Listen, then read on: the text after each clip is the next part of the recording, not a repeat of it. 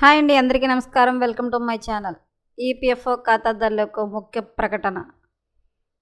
కేంద్రం తీసుకున్న కీలక నిర్ణయం లేటెస్ట్ అప్డేట్ రావడం జరిగింది. సో దానికి సంబంధించిన పూర్తి వివరం చెప్పడం కోసం నేను వీడియో చేస్తున్నాను. వీడియోని అక్కడ స్కిప్ చేయకుండా పూర్తిగా చూడండి. అప్పుడే నేను చెప్పే సమాచారం మీకు బాగా అర్థమవుతుంది. అలాగే వీడియో నచ్చితే కనుక వీడియోకి లైక్ ఇచ్చి మా ఛానల్ సపోర్ట్ చేయండి.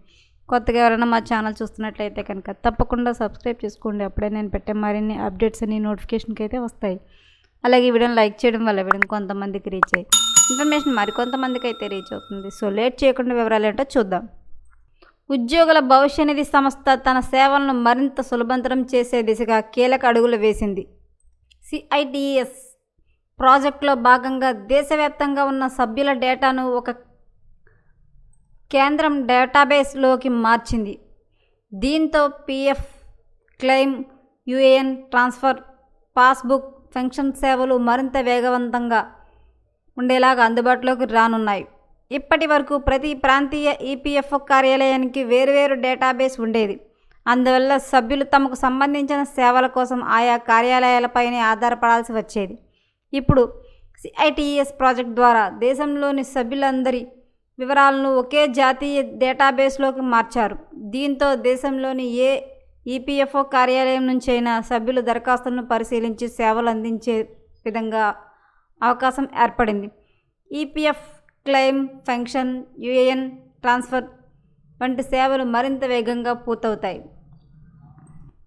ఈపీఎఫ్ఓ 3.0 సభ్యులకు అనేక కొత్త సౌకర్యాలు అందుబాటులోకి వచ్చాయి. ఈపీఎఫ్ క్లెయిమ్స్లు వేగంగా ప్రాసెస్ అవుతాయి. క్లెయిమ్ ఆమోదం పొందిన రోజే డబ్బు నేరుగా బ్యాంక్ ఖాతాలోకి జమ చేసే విధానం అమలు అవుతుంది.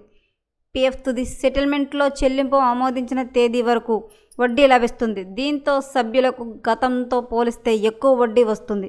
ఒకే పోర్టల్లో పిఎఫ్ బ్యాలెన్స్, క్లెయిమ్ స్థితి, సభ్యత్వం వివరాలు, పెన్షన్ సేవల సమాచారం, పొందిన ప్రయోజనాలను అన్నీ చూడవచ్చు.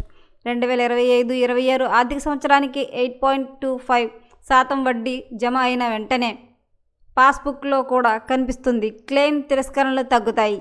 పిఎఫ్ ఉపసంహరణ కూడా సులభమవుతుంది.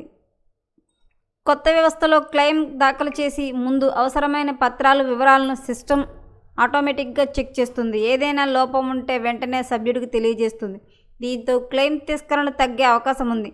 అలాగే వివిధ అవసరాలకు ఎంతవరకు పిఎఫ్ తీసుకోవచ్చా కూడా సభ్యులు ముందుగానే తెలుసుకోగలరు. గతంలో తెలియక ఎక్కువ మొత్తం కోరడం వల్ల క్లెయిమ్లు తిరస్కరణకు గురయ్యేవి. ఇక కొత్త నిబంధనల ప్రకారం సభ్యులు తమ మొత్తం పిఎఫ్ నిల్వలతో 75% వరకు ఉపసంహరించుకునే అవకాశం ఉంది. అంతేకాదు పూర్తిగా కేవైసీ పూర్తి చేసిన సభ్యులు 5 లక్షల వరకు అడ్వాన్స్ పిఎఫ్ క్లెయిమ్ చేస్తే ఆటో సెటిల్మెంట్ ద్వారా త్వరగా పరిష్కారం లభిస్తుంది. గతంలో ఈ పరిమితి 1 లక్ష మాత్రమే ఉండేది. ఆధార్తో సంబంధమైన యుఏఎన్ ఉన్న సభ్యులకు ఉద్యోగం మారినప్పుడు పిఎఫ్ ఖాతా ఆటోమేటిక్గా కొత్త సంస్థకు బదిలీ అవుతుంది. ఇందుకోసం ప్రత్యేకంగా దరఖాస్తు చేసుకోవాల్సిన అవసరం ఉండదు. పాత కొత్త యజమానుల ఆమోదం కూడా అవసరం లేదు. క్లెయిమ్ పరిశీలన సమయంలో అదనపు సమాచారం అవసరమైతే సభ్యులు ఆన్లైన్లోనే సమాధానం ఇవ్వచ్చు. దీంతో కార్యాలయాలకు వెళ్లాల్సిన అవసరం తగ్గుతుంది. అలాగే పిఎఫ్ ఉదాహరణ నిబంధనలను కూడా సులభతరం చేశారు. గతంలో ఉన్న 13 వేర్వేరు నియమాలను ఇప్పుడు అత్యవసర అవసరాలుగా, గృహ అవసరాలు, ప్రత్యేక పరిస్థితులు అనే 3 విభాగాలుగా మార్చారు.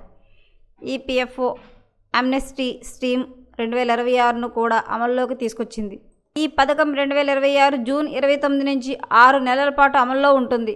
ఆదాయ పన్ను చట్టం కింద గుర్తింపు పొందిన ఈపీఎఫ్ చట్టం ప్రకారం అవసరమైన మినహాయింపు పొందని ఎగ్జంప్షన్ పిఎఫ్ ట్రస్టులను తమ చట్టపరమైన స్థితిని సవరించుకునేందుకు ఇది ఒక ప్రత్యేక అవకాశం. ఈ పథకం ద్వారా అర్హత ఉన్న సంస్థలు భవిష్యత్తులో చట్టపరమైన ఇబ్బందులు లేకుండా తమ నమోదును క్రమబద్ధీకరించుకోవచ్చు.